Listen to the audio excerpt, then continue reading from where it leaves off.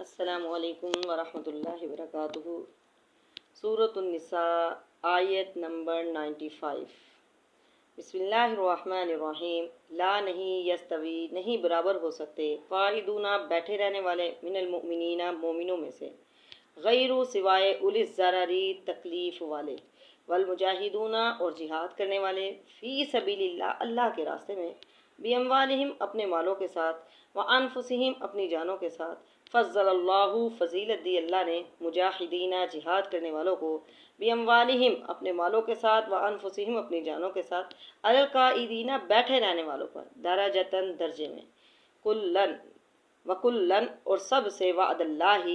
وعدہ کیا اللہ نے حسنہ بھلائی کا،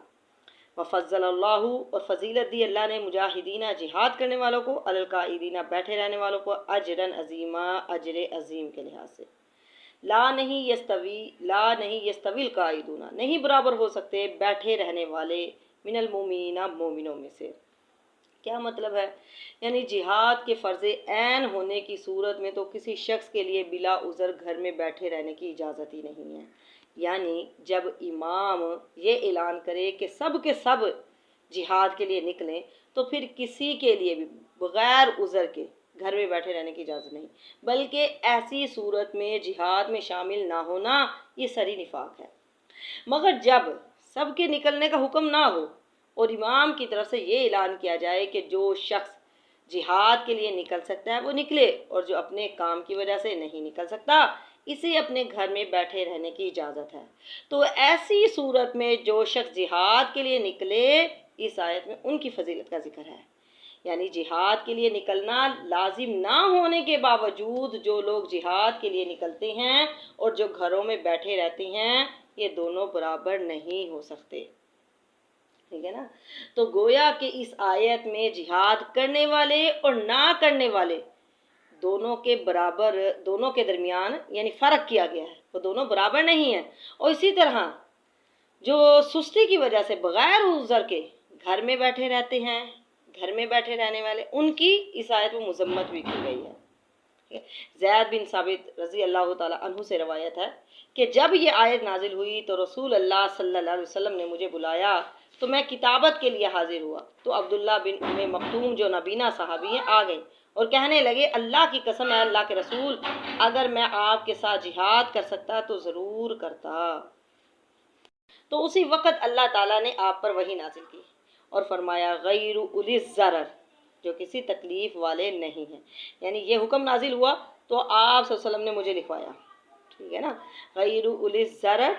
جو تکلیف والے نہیں ہیں، یعنی جو تکلیف کے بغیر جو گھر میں بیٹھے رہی ہیں، بغیر عذر کے گھر میں بیٹھے رہی ہیں، تو وہ اور جو نکلنے والے ہیں وہ دونوں برابر نہیں ہو سکتے ہیں، ٹھیک ہے نا۔ یعنی جو معذور ہیں وہ تو پیچھے بیٹھے رہنے والوں میں شمار نہیں ہوں گے، بلکہ اپنی نیت کے مطابق مجاہدین میں وہ شمار ہوں گے، ٹھیک ہے نا۔ اور جو نبینا تھے، یعنی یہ عبداللہ بن ام مکتوم اور عبداللہ بن جہش، یہ دونوں تھے، انہوں نے ہی آ کے دونوں نے عرض کی تھی، کہا کہ اللہ کے رسول ہم تو معذور ہیں، جس کی وجہ سے ہم جہاد میں حصہ لینے سے مجبور ہیں، ٹھیک ہے نا۔ مطلب یہ ہے کہ گھر میں بیٹھے رہنے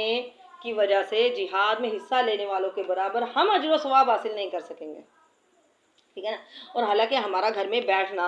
کوئی شوقیہ نہیں ہے یا اپنی جان کی حفاظت کے لیے نہیں ہے، بلکہ شرعی عذر کی وجہ سے ہے۔ تو اس پر اللہ تعالیٰ نے پھر یہ آیت نازل کی، غیر اولی الضرر، یہ الفاظ پھر نازل ہوئے، ٹھیک ہے نا، بغیر عذر کے یہ نازل فرما دیا، یعنی عذر کے ساتھ بیٹھے رہنے والے مجاہدین کے ساتھ اجر میں برابر کے شریک ہیں، کیونکہ ان کو عذر نے روکا ہوا ہے۔ تو اس سے معلوم ہوا کہ جس شخص کی نیت جہاد کی ہو مگر اسے کوئی تکلیف ہو اور وہ کسی عذر کی وجہ سے جہاد میں شریک نہ ہو سکے تو وہ مجاہدین کے برابر ہو سکتا ہے، ٹھیک ہے نا۔ بخاری میں آتا ہے کہ غزوہ تبوک کے بارے میں نبی صلی اللہ علیہ وسلم جب وہاں سے واپس تشریف لائے مدینہ کے قریب، تو آپ صلی اللہ علیہ وسلم نے صحابہ کرام سے فرمایا کہ مدینہ میں کچھ لوگ ایسے ہیں، تم جس راستے پر چلے اور جس وادی کو تم نے عبور کیا وہ تمہارے ساتھ ہی تھے۔ صحابہ نے عرض کیا اللہ کے رسول وہ تو مدینہ میں تھے۔ آپ صلی اللہ علیہ وسلم نے فرمایا ہاں وہ مدینہ میں تھے، لیکن عذر نے ان کو روک رکھا تھا، لیکن ان کی بھی تمنا، ان کی خواہش، ان کی تڑپ کیا تھی کہ وہ بھی تمہارے ساتھ ہوتے۔ تو ایک شخص کی تڑپ ہو کہ میں یہ بھی نیکی کا کام کر لوں، یہ بھی کر لوں، یہ بھی کر لوں، ٹھیک ہے نا، لیکن مجبوری ہے، بیماری ہے، یا پھر کوئی کمزوری ہے، ٹھیک ہے نا، جس کی وجہ سے وہ نہیں کر سکتے، تو وہ گھر بیٹھنے پر بھی انہیں ثواب مل جائے گا۔ اسی طرح ایک حدیث ہے کہ عبداللہ بن عمر رضی اللہ تعالیٰ عنہ سے روایت ہے کہ رسول اللہ صلی اللہ علیہ وسلم نے فرمایا، مسلمانوں میں سے کسی شخص کو بھی اس کے جسم میں کوئی آزمائش آتی ہے تو اللہ ان محافظ فرشتوں کو حکم دیتا ہے جو اس کی حفاظت کرتے ہیں کہ میرے بندے کے لیے اسی طرح عمل لکھ دو جس طرح وہ اس وقت عمل کرتا تھا جب وہ تندرست تھا، جب تک کہ وہ میری گرفت میں ہے، ٹھیک ہے نا۔ تو جب تک وہ مجبوری میں ہے تو اس کو بھی اجر ملے گا، لیکن ملے گا کتنا اجر ملے گا، ٹھیک ہے نا، مجاہدین کے لیے تو درجے ہیں، تو ان کی یعنی نیت، ان کے اخلاص کے مطابق ان کو اجر ملے گا۔ آگے فرمایا فضل اللہ، فضیلت دی اللہ تعالیٰ نے مجاہدین، جہاد کرنے والوں کو بھی، اموالہم اپنے مالوں کے ساتھ، انفسہم اپنی جانوں کے ساتھ۔ اللہ نے مال اور جان سے جہاد کرنے والوں کو بیٹھے رہنے والوں پر درجے میں فضیلت بخشی ہے۔ اب یہاں پر پہلے مال کا ذکر آیا ہے، پھر جان کا ذکر آیا ہے، تو اسے کیا پتہ چلتا ہے؟ اسے ایک تو یہ پتہ چلا کہ جہاد دونوں سے ہی ہوتا ہے، جان سے بھی ہوتا ہے، مال سے بھی ہوتا ہے، ٹھیک ہے نا، مال سے بھی ہوتا ہے، جان سے بھی ہوتا ہے۔ اور تو مال سے جہاد کرنا یہ آسان ہوتا ہے بنسبت اپنی جان کے، ٹھیک ہے نا، ظاہر بات ہے جان سب کو پیاری ہوتی ہے، تو وہ کہتے ہیں چلو مال لے لیں لیکن جان چھوڑ دیں، ٹھیک ہے نا۔ تو یہ اپنی جان لگانا، وقت لگانا، اپنی صلاحیتیں لگانا، یہ تھوڑا مشکل کام ہوتا ہے، تو افضل وہ ہے جو یہ دونوں چیزیں لگاتا ہے، جان بھی لگاتا ہے اور مال بھی لگاتا ہے۔ حدیث میں آتا ہے کہ ایک شخص آیا، اس نے پوچھا اللہ کے رسول سب سے افضل کون ہے؟ آپ صلی اللہ علیہ وسلم نے فرمایا جو اپنے مال اور نفس کے ساتھ اللہ کے راستے میں جہاد کرتا ہے، ٹھیک ہے نا۔ یہ اللہ کے راستے میں جہاد کرنا، اللہ کے راستے میں نکلنا، اس سے غم دور ہوتے ہیں، پریشانیوں سے نجات ملتی ہے۔ آپ صلی اللہ علیہ وسلم نے فرمایا، آپ صلی اللہ علیہ وسلم نے فرمایا تم پر اللہ کے راستے میں جہاد کرنا لازم ہے، کیونکہ اللہ کے راستے میں جہاد کرنا جنت کے دروازوں میں سے ایک دروازہ ہے جس کے ذریعے اللہ غم اور پریشانی سے نجات دلواتا ہے، تو اس سے پریشانیاں دور ہوتی ہیں، غم دور ہوتے ہیں، ٹھیک ہے نا۔ ایک تو جنگ ہے، جہاد ہے، ٹھیک ہے نا، فی سبیل اللہ کرنا، اللہ کے راستے میں نکلنا، جہاد میں، ٹھیک ہے نا، اور ہے ایک علم کے راستے میں نکلنا بھی، یہ فی سبیل اللہ نکلنا ہے، یہ بھی فی سبیل اللہ نکلنا ہے، اللہ کے راستے میں نکلنا ہے۔ عورتوں کے لیے تو جہاد فرض نہیں ہے نا، تو عورتوں کا بہترین نکلنا کیا ہے؟ علم سیکھنے سکھانے کے لیے نکلنا ہے، ٹھیک ہے نا۔ حدیث ہے، حضرت انس سے روایت ہے کہ نبی کریم صلی اللہ علیہ وسلم نے فرمایا جو علم حاصل کرنے کے لیے گھر سے نکلتا ہے تو وہ واپس آنے تک اللہ کے راستے میں ہے، ٹھیک ہے نا۔ تو اچھی باتیں سیکھنے سکھانے کے لیے نکلنا، ٹھیک ہے نا، جو بھی نکلتا ہے اچھی باتیں دین سکھانے کے لیے، اللہ کا دین پھیلانے کے لیے، ٹھیک ہے نا، اس کے لیے نکلنا۔ تو حضرت ابو ہریرہ کہتے ہیں نبی صلی اللہ علیہ وسلم نے فرمایا جو میری اس مسجد میں آئے اور اس کا ارادہ صرف کوئی اچھی بات سیکھنا یا سکھانا ہو، یعنی کیا مطلب ہے؟ دنیاوی غرض نہ ہو، تو اس کا درجہ اللہ کے راہ میں جہاد کرنے والے کے ساتھ ہے، یعنی جہاد کرنے والے کے برابر ہے۔ تو لہٰذا جس کے پاس مال ہے وہ مال لگائے، وقت ہے وقت لگائے، جان ہے جان لگائے، صلاحیتیں ہیں صلاحیت لگائے، جتنا کچھ ہو سکتا ہے وہ اللہ کے راستے میں لگائیں، جس طریقے سے بھی ہو اللہ کے راستے میں جہاد کریں، ٹھیک ہے نا۔ وَقُلًا، اور سب سے وعد اللہ، وعدہ کیا اللہ تعالیٰ نے حسنہ، بھلائی کا، اللہ نے سب سے بھلائی کا وعدہ کیا، کیا مطلب ہے؟ یعنی مجاہدین سے بھی کیا ہے جو جہاد کرنے والے، اور مومنین سے بھی کیا ہے، یعنی اگر کوئی کسی وجہ سے نہیں نکل سکتا، پیچھے عذر کے ساتھ جو رہ گئے، تو اس کے لیے بھی اجر ہے، کیونکہ ہر مومن میں ہی خیر ہے۔ تو سب سے اللہ نے بھلائی کا وعدہ کیا ہے، یعنی جان اور مال سے جہاد کرنے والوں کو جو فضیلت حاصل ہوئی، ٹھیک ہے نا، جہاد میں حصہ نہ لینے والے اگرچہ اس سے محروم رہیں گے، لیکن اللہ نے دونوں کے ساتھ ہی بھلائی کا وعدہ کیا ہے، ٹھیک ہے نا، دونوں کے ساتھ اللہ تعالیٰ نے بھلائی کا وعدہ کیا ہے۔ تو جو عذر کے ساتھ پیچھے رہ گئے ہیں، ٹھیک ہے نا، فضل اللہ، فضیلت دی اللہ تعالیٰ نے مجاہدینہ، جہاد کرنے والوں کو، علی القاعدین، بیٹھے رہنے والوں پر، اجر عظیمہ، اجر عظیم کے لحاظ سے، ٹھیک ہے نا، سب سے یعنی کہا گیا کہ یعنی جو نکلنا چاہتا ہے نکلے جہاد کے لیے، ٹھیک ہے نا، اگر کسی کو مجبوری ہے کوئی نہیں نکل سکتا تو وہ بیٹھے رہے، لیکن مجبوری کے باوجود بھی جو نکل رہے ہیں نا، تو ان کے لیے، ان مجاہدین کے لیے ان کا اجر زیادہ ہے، ٹھیک ہے نا، جو پیچھے رہ جانے والے سے ان کا اجر زیادہ ہے۔ آگے فرمایا درجات درجات ہیں منہ، اس کی طرف سے، اللہ کی طرف سے، ومغفرت اور بخشش ہے، ورحمت اور رحمت ہے، وکان اللہ اور ہے اللہ تعالیٰ غفور بخشنے والا، رحیمن رحم کرنے والا ہے۔ یعنی اللہ کی طرف سے اب ان مجاہدین کے لیے درجات بھی ہیں، بخشش بھی ہے، رحمت بھی ہے، ٹھیک ہے نا، اللہ بخشنے والا بھی ہے اور رحم کرنے والا بھی ہے۔ حدیث میں آتا ہے جنت میں 100 درجے ہیں، ٹھیک ہے نا، جو اللہ نے اپنی راہ میں جہاد کرنے والوں کے لیے تیار کیے ہیں، ٹھیک ہے، ان کے لیے 100 درجے بھی ہیں۔ اور دوسری چیز اللہ تعالیٰ نے کیا فرمایا، ومغفرتاً، ان کے لیے بخشش بھی ہے، اور پھر تیسری چیز ورحمتاً، اور رحمت بھی ہے، ٹھیک ہے، بخشش بھی ہے، تو بخشش اور رحمت دونوں کو جمع کر دیا، گناہوں کی بخشش بھی ہوگی، جتنے بھی گناہ کیے وہ سب بخش دیے گئے، ٹھیک ہے نا، اور اللہ کی رحمت سے ہی پھر جنت بھی ملے گی، ٹھیک ہے نا۔ تو اللہ تعالیٰ اپنی راہ میں جہاد کرنے والوں کو کتنا کچھ عطا کرتے ہیں، ٹھیک ہے نا، اتنا کچھ دیا، ان کے درجات بھی ہیں، درجات بلند کر دیے گئے، ان کے لیے مختلف درجے اللہ تعالیٰ نے رکھ دیے، 100 درجے رکھ دیے، ٹھیک ہے نا، پھر بخشش بھی ہے، رحمت بھی ہے، آگے پھر فرما دیا غفور، وہ بخشنے والا ہے، رحیم رحم کرنے والا ہے۔ تو اللہ اتنا کچھ عطا کر رہے ہیں، تو وہ انسان بد نصیب ہے پھر، جو خیر کے کاموں میں، نیکی کے کاموں میں، اللہ کے کاموں میں جو پیچھے رہتا ہے، تو ہمیں نیکی کے کاموں میں بڑھ چڑھ کر حصہ لینا چاہیے، ٹھیک ہے نا، اپنے نفس کے ساتھ جہاد کرنا چاہیے، نیکی کے کاموں میں، خیر کے کاموں میں آگے بڑھ کر حصہ لیں، وکان اللہ، اور ہے اللہ تعالیٰ غفوراً بخشنے والا، رحیماً رحم کرنے والا ہے۔ آگے فرمایا ان الذین، بے شک وہ لوگ، توفاہم الملائکۃ، جن کی روحیں قبض کرتے ہیں ملائکۃ فرشتے، ظالم و ظلم کرنے والے، انفسہم اپنے آپ پر، قالو وہ کہتے ہیں، فرشتے پوچھتے ہیں، فیما کس حال میں کنتم تم تھے، قالو تو وہ کہتے ہیں، کننا ہم تھے، مستضعفین ہم کمزور تھے، فی الارض زمین میں، قالو تو وہ کہتے ہیں، علم کیا نہیں، تکن تھی، ارضو زمین، اللہ کی زمین، واسعۃً وسیع نہیں تھی، فتہاجروا پس تم ہجرت کر جاتے فیہا اس میں، فاولئک پس یہی لوگ ہیں، مأواہم ان کا ٹھکانہ، جہنم جہنم ہے، وساءت اور بری ہے، مصیر لوٹنے کی جگہ۔ انا بے شک الذین وہ لوگ کہ جن کی روحیں قبض کرتے ہیں ملائکۃ فرشتے۔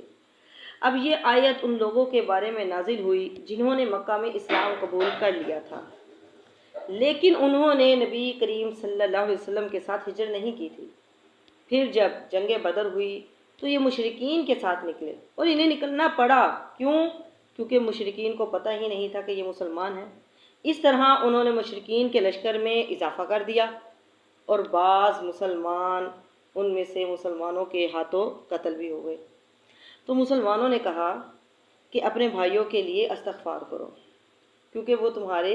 دین پر تھے، لیکن اللہ تبارک و تعالیٰ نے یہ آیت نازل کی، بے شک وہ لوگ جن کی روحیں قبض کرتے ہیں ملائکۃ فرشتے، وہ ظلم کرنے والے ہیں اپنی جانوں پر۔ کیوں کہا گیا ظلم کرنے والے ہیں؟ کیونکہ انہوں نے ہجرت نہیں کی، ہجرت نہ کرنے کی بنا پر ان کو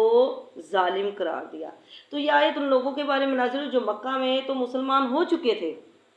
لیکن انہوں نے اپنے آبائی علاقے، خاندان کو چھوڑ کر ہجرت کرنے سے گریز کیا تھا، حالانکہ انہیں ہجرت میں کوئی رکاوٹ بھی نہیں تھی، جبکہ مسلمانوں کی قوت کو ایک جگہ مجتمع کرنے کے لیے ہجرت کا نہایت تاکیدی حکم دیا جا چکا تھا۔ اس لیے جن لوگوں نے ہجرت کے حکم پر عمل نہیں کیا تو ان کو یہاں ظالم قرار دیا گیا ہے، ان کا ٹھکانہ جہنم بتایا گیا ہے۔ تو اب اس سے ایک تو یہ بات معلوم ہوتی ہے کہ حالات اور موقع کے لحاظ سے اسلام کے بعض احکام کفر یا پھر اسلام کے مترادف بن جاتے ہیں، جیسا کہ اس موقع پر ہجرت کو اسلام اور اس سے ہجرت سے گریز کرنے کو کفر کے مترادف قرار دیا ہے۔ اور دوسرا یہ بھی معلوم ہوا کہ ایسے دارالکفر سے ہجرت کرنا فرض ہے جہاں اسلام کی تعلیمات پر عمل کرنا مشکل ہو، ٹھیک ہے۔ تو کہا گیا کہ وہ لوگ جن کی روحیں قبض کرتے ہیں ملائکۃ فرشتے، وہ ظلم کرنے والے ہیں اپنی جانوں پر، ٹھیک ہے نا۔ تو جنہوں نے ہجرت نہیں کی اگر وہ مارے جائیں تو وہ کبیرہ گناہ پر مریں گے، کیونکہ ہجرت اس وقت لازم تھی جب مکہ فتح ہوا، پھر کہا کہ اب ہجرت کی ضرورت نہیں ہے۔ اب یہاں پر کہا گیا ہے کہ جن کی روحیں قبض کرتے ہیں، جن کو فوت کرتے ہیں ملائکۃ و فرشتے، ٹھیک ہے، یہاں فرشتوں کو کہا گیا، ٹھیک ہے نا، ان کو فوت کیا یا ان کی روحیں قبض کی، جبکہ ایک جگہ پر اللہ فرماتا ہے کہ میں روحیں قبض کرتا ہوں، اور ایک جگہ آتا ہے کہ ملک الموت تمہاری روحیں قبض کر لے گا۔ اب یہ ہے کہ کون روح قبض کرتا ہے، تو اللہ حکم دیتے ہیں اور یہ اللہ کے حکم سے کرتے ہیں، اللہ خود نہیں نکالتے، ٹھیک ہے نا، اللہ روحیں خود نہیں نکالتے بلکہ فرشتے اللہ کے حکم سے نکالتے ہیں، ٹھیک ہے نا، اور ملک الموت یہ فرشتے کو روح نکالنے کے لیے مقرر کیا گیا ہے، لیکن اس کے ساتھ ایک مدد کرنے والی فرشتوں کی جماعت ہوتی ہے جس کا یہاں پر ذکر کیا گیا ہے۔ روح جو قبض کرتا ہے، جان جو نکالتا ہے، وہ ملک الموت ہی نکالتا ہے،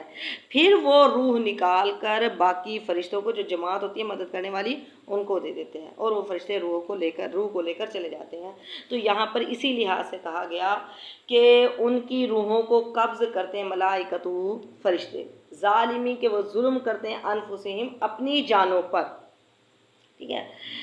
تو اب یہاں پر یعنی اگر آیت کے لحاظ سے دیکھا جائے تو ہجرت کی بات ہو رہی ہے، ہجرت نہ کرنے کی بنا پر ان کو ظالم قرار دیا گیا، یہ ظلم کرنے والے ہیں۔ ویسے بھی عام روٹین میں اگر دیکھا جائے تو انسان اگر گناہ کا ارتکاب کرتے ہیں، ٹھیک ہے نا، گناہ کا ارتکاب کرتے ہوئے فوت ہو جاتے ہیں، گویا کہ انہوں نے اپنی جانوں پر ظلم کیا، ٹھیک ہے۔ اب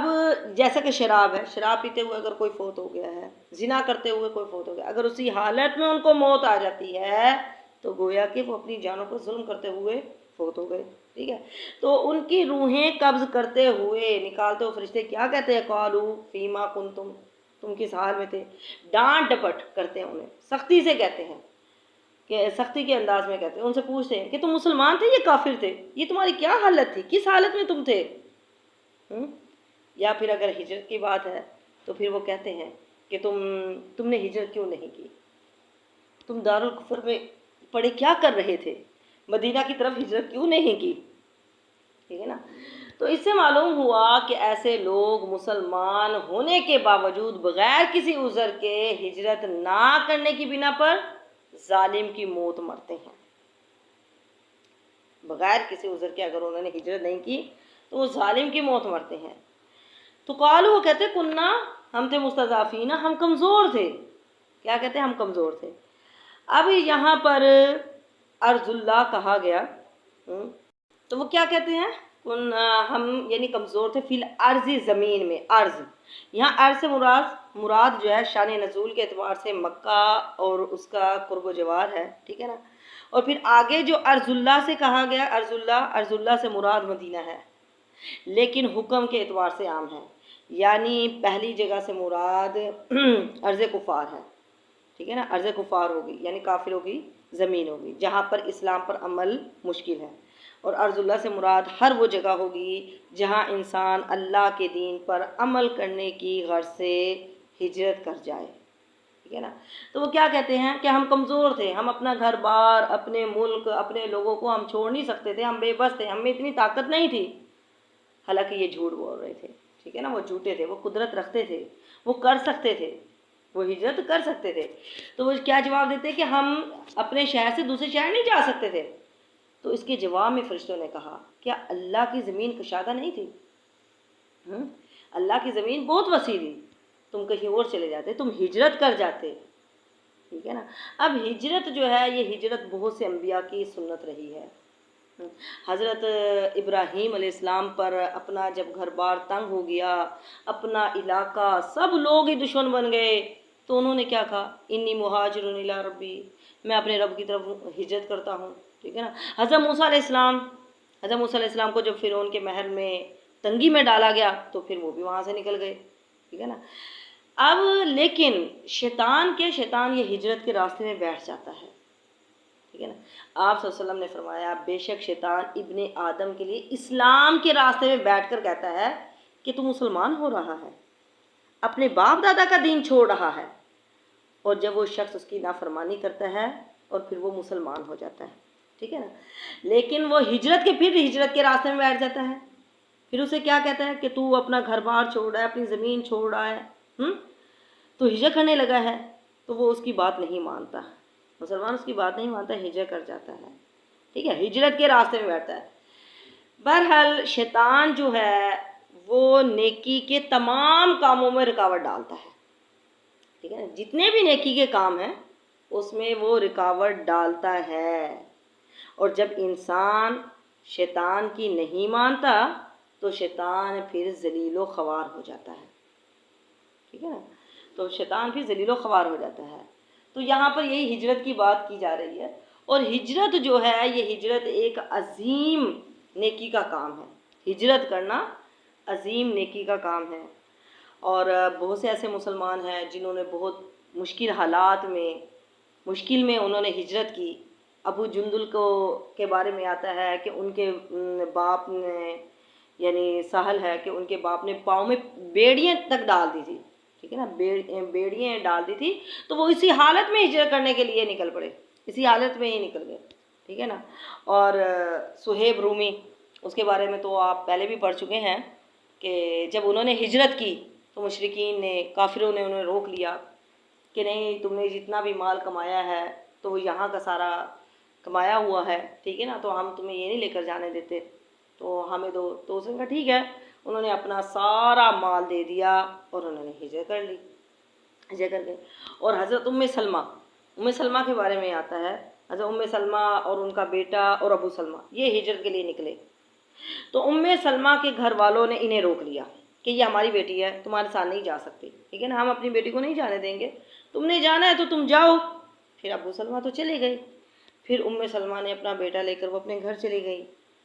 پھر ام سلمہ کے سسرال والوں نے بچہ چھین لیا، انہوں نے کہا یہ ہمارے بیٹے کا بیٹا ہے، یہ تمہارے پاس نہیں رہ سکتا۔ اب وہ بالکل اکیلی رہ گئی، اب وہ ہر روز نکل کر اسی راستے پر بیٹھ جاتی جہاں سے وہ جدا ہوئی تھی، اور وہ روتی رہتی تھی۔ آخر اس کے گھر والوں کو بھی ترس آ گیا اور پھر کہا کہ اچھا جاؤ، تم بھی چلے جاؤ، تو وہ اکیلی اس سفر پر نکل پڑی۔ تو انہیں ہجرت کا ایسا اتنا شوق تھا، اکیلی ہی نکل پڑی۔ پھر راستے میں انہیں حضرت عثمان بن ابی طلحہ، جن کے پاس کعبہ کی چابیاں تھیں، ٹھیک ہے نا، یہ ابھی مسلمان نہیں ہوئے تھے لیکن ان کے اندر خیر تھی، ٹھیک ہے نا، انہوں نے دیکھا کہ ایک اکیلی عورت اتنی دور جائے گی، تو وہ انہیں پیدل لے کر وہاں گئے، ٹھیک ہے نا۔ پھر بعد میں بچہ بھی انہیں مل گیا تھا، ان کو بھی یعنی اس پر رحم آ گیا تھا، ترس آ گیا تھا، بچہ بھی انہیں دے دیا تھا۔ تو اس طرح انہوں نے ہجرت کی، ٹھیک ہے نا۔ تو اس وقت جو تھا وہ ہجرت کرنا لازم قرار دے دیا گیا تھا، لازمی تھی، لیکن جب مکہ فتح ہو گیا پھر کہا کہ اس کی کوئی ضرورت نہیں ہے، ٹھیک ہے۔ جنہوں نے ہجرت نہیں کی تو اسے کیا کہا، اگر وہ مر جاتے ہیں اسی حالت میں گویا کہ وہ اپنی جانوں پر ظلم کرتے ہوئے مر گئے، ٹھیک ہے۔ آگے فرمایا فاولئک، تو یہی لوگ ہیں، مأواہم، ان کا ٹھکانہ جہنم، جہنم ہے، وساءت، اور بری ہے مصیر، لوٹنے کی جگہ۔ جہنم جو ہے وہ ہر لحاظ سے وہ جو ٹھکانہ ہے وہ برا ہی ہے، ٹھیک ہے نا، جہنم بری ہے، لوٹنے کی جگہ، پہنچنے کی جگہ، جہاں پر پہنچا جائے گا وہ بہت بری جگہ ہے، ہر لحاظ سے بری ہے، کہیں وہاں سکون نہیں ہے، ٹھیک ہے نا، اس لیے کہا گیا وساءت مصیرا، وہ بہت بری جگہ ہے۔